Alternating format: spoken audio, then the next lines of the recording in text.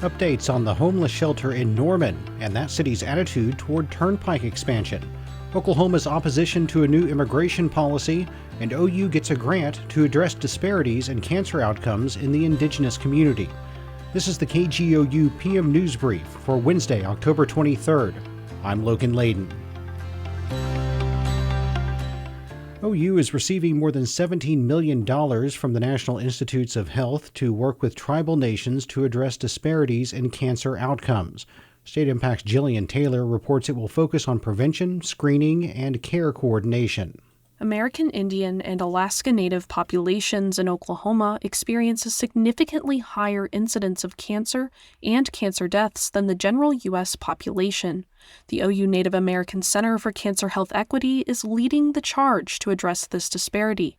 Dr. Mark Dosher, the Associate Director for Community Outreach and Engagement at the Stevenson Cancer Center, says the grant will increase lung cancer screening, improve communication between the cancer center and patients' primary care providers, and assess levels of arsenic and uranium in Native communities' drinking water. These are very tangible projects that have real benefits. The National Cancer Institute designated Cancer Center is one of two that received the grant.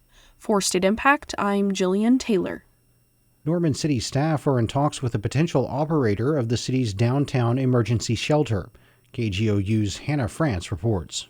At their last meeting, the Norman City Council was prepared to cancel its contract with Food and Shelter, the current operator of emergency shelter A Friend's House. However, they postponed that vote in anticipation of a proposal from a new operator. During a special meeting on Tuesday evening, city staff told the council the potential new operator, which they did not name, has greenlit the contract negotiation process with the city. To prevent any lapse in shelter operation, city staff recommended the council further postpone their vote to cancel the contract with Food and Shelter until November 26th, when they estimate the contract with the new operator would be ready to be finalized. I'm Hannah France.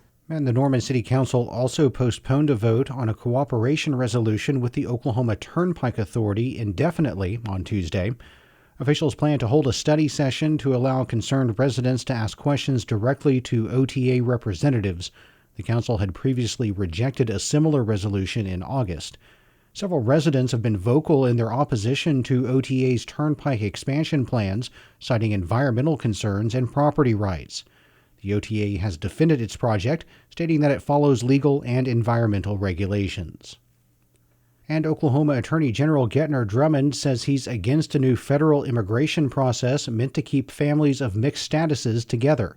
State Capitol reporter Lionel Ramos reports on a recent filing in a Texas court against the policy. The Keeping Families Together process is explained by the Department of Homeland Security as a way to allow the spouses of U.S. citizens who are in the country without permission to apply for a temporary legal status while they're processed for permanent residence. Also qualified for what is sometimes called the parole in place process are the stepchildren of U.S. citizens who are in the country without permission. Texas and 15 other states say DHS officials have created an alternate route to citizenship with the new process, undermining Congress and burdening states. Attorney General Gentner Drummond agrees. He says adding the program incentivizes illegal immigration, increases crime in local communities, and costs states tax dollars. But qualifications for the program are narrow. It disqualifies criminals and applies only to people who are married to U.S. citizens, of whom there are about 765,000 without legal immigration status, according to DHS. Most of them have lived here for around 20 years. I'm Lionel Ramos. And for additional news throughout the day, visit our website, kgou.org, and follow us on social media. The candidates for November are set. I know Donald Trump's type. Between now and Election Day, we are not going back. A campaign season unfolding faster. Kamala Harris is not getting a promotion Than any in recent history. Make America great again. Follow it all with new episodes every weekday on the NPR Politics Podcast.